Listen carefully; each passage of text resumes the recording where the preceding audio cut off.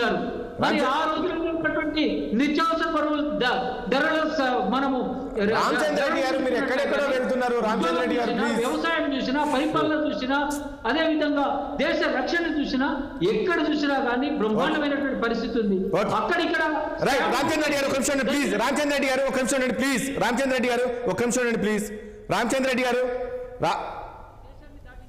రామచంద్ర రెడ్డి గారు మీరు వినట్లేదండి. ప్లీజ్ ఒక నిమిషం ప్లీజ్. మీ టైంలోనే పోయారు రామచంద్రారెడ్డి గారు. బంగారం కుదబెట్టిన ఖ్యాతి కూడా మీదే రామచంద్రారెడ్డి గారు. రామచంద్ర రెడ్డి గారు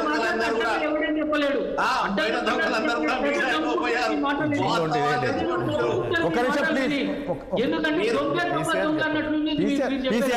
కొంచెం మ్యూట్ చేయరా ప్లీజ్. వాళ్ళిద్దరు మ్యూట్ చేయండి. చెప్తే వినట్లేదు మీరు. ఇదంతా ఏంది అసలు? కామెంట్స్ అంతా ఏంది? రేపు లోక్సభ ఎన్నికల దృష్టి పెట్టుకుని మీరు ఈ రకమైన కామెంట్ చేస్తారు. అసలు కేటీఆర్ ఎందుకు ఈ స్థాయిలో కామెంట్ చేస్తున్నారు? ఎప్పుడు కూడా ఇట్లా మాట్లాడాడు. ఒక్కటి రాజేష్ గారు, నేను ఇంతకుముందు కూడా చెప్పిన, అంటే సరే నేను కొంత హూందాగా వివరించే ప్రయత్నంలో స్లోగా చెప్తా ఉన్నాను, వారి టోన్లో చెప్పట్లేదు. పర్లేదు, అట్లా అని మాకు టోన్ లేదని కాదు, లేకపోతే మాకు పౌరుషం లేదు. తెలంగాణ సాధించినటువంటి పార్టీ ఆ యొక్క ఉద్యమకారులం. మేము ఏ లెవెల్కైనా పోరాడగలుగుతాం. రెండోది నేనేమంటున్నా, ఇక్కడ మీరు ఇద్దరు కూడా కేంద్రంలో ప్రభుత్వంలో ఉన్నారు, మీరేమో రాష్ట్రంలో ప్రభుత్వంలో ఉన్నారు. మీరే తూతూ మైమై అని చెప్పి ఇట్లా పోరాడుకుంటే ప్రజలేం కావాలి? మీకు చెవులు పెద్దగా ఉండాలండి. ప్రజల బాధలు చెప్పుకుంటే వినాలి, ప్రతిపక్షాలు చెప్తే వినాలి. మీ చెవులు చాటలు కావాలి. ఇప్పుడు మీ కళ్ళతో చూడాలి ఏం జరుగుతుందో బయట, ఏమనుకుంటున్నారో ప్రజలు. నోరు కాదు మీది, ప్రభుత్వాలలో ఉన్నారు, మీ నోర్లు జర కట్టడి చేసుకోవాలి.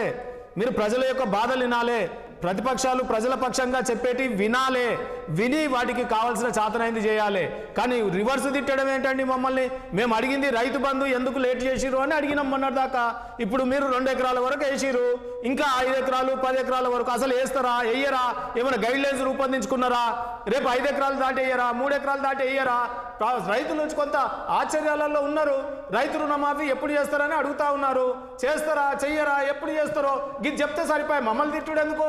మేము ఇవాళ పెన్షన్ ఇవ్వలేదని అడిగినాం, అది అడగొద్దా? తప్ప? ఏజ్డ్ ఉన్న వాళ్ళు దవాఖానలకు పోవద్దా? మందులు కొనుక్కోవద్దా? ఎంత ఇబ్బందులు పడుతున్నారు వాళ్ళు. ఇబ్బందులు పడుతుంటే చూస్తుంటే మీరు 100 రోజులు మీరు పెట్టుకున్న ఒక 10 రోజులాగా మీరు కట్టుకున్నారు. కానీ మేము పెట్టిందా ప్రజలు పెట్టిందా 100 రోజులని? తక్షణమే మీరు అమలు చేస్తామన్నారు. మొదటి క్యాబినెట్లోనే మీరు తీర్మానం చేస్తామన్నారు. మీరు రాహుల్ గాంధీ గారు మేము వచ్చిన వెంటనే అన్నారు. డేట్లు డిక్లేర్ చేశారు. ఏం డేట్లు? 1 by 1 ఇస్తున్నారు కదా. ఇలా నేను ఏమంటున్నా, ఏమి వచ్చినాక 6 హామీలు చేశారు కదా.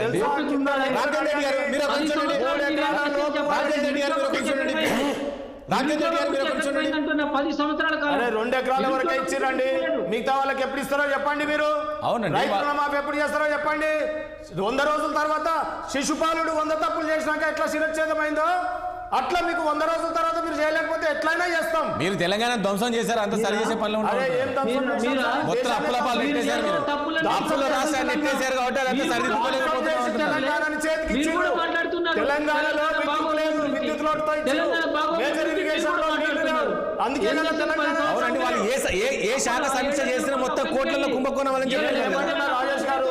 తెలంగాణ వీళ్ళు విధ్వంసం చేసిరని, కాంగ్రెస్ విధ్వంసం చేసిందని ఆ రోజు లెక్కలు లేవా? లెక్కలు చెప్పమ్మా. విద్యుత్ ఎంత ఉందో మీ కిరణ్ కుమార్ రెడ్డి మీ పార్టీకి చెందిన ముఖ్యమంత్రి చెప్పింది. విద్యుత్ లోటుతో చీకట్ల చిమ్మ చీకట్లో ఉంటే తెలంగాణ ఎందుకు అడుగుతున్నాయా అని అన్నాడు. ఆ నీళ్ళని తిరుపతికి తీసుకుపోయినప్పుడు తెలంగాణ గురించి కొట్లాడినాం మనం. ఇలా తెలంగాణ తెచ్చుకుంది ఎందుకండి? కానీ ఒకటి కాదండి, ఆలోచన మమ్మల్ని తెలంగాణ పెద్ద మనిషి వారు అన్నారు ఏంటంటే ప్రసాద్ గారు, ఇవాళ కేసీఆర్ గారు ఏమన్నా అన్నా కానీ ఇవాళ కడుపు కట్టుకొని తెలంగాణ గురించి పోరాడి మిమ్మల్ని అందరినీ కలుపుకొని పోయి 30 పార్టీలను ఒప్పించి ఉత్తాండులైన పార్లమెంట్ లో మిమ్మల్ని మీ మెడల్ వచ్చి తెలంగాణ తీసుకురావడం జరిగింది. అంత బాగుంది అందరు అనుకుంటారు.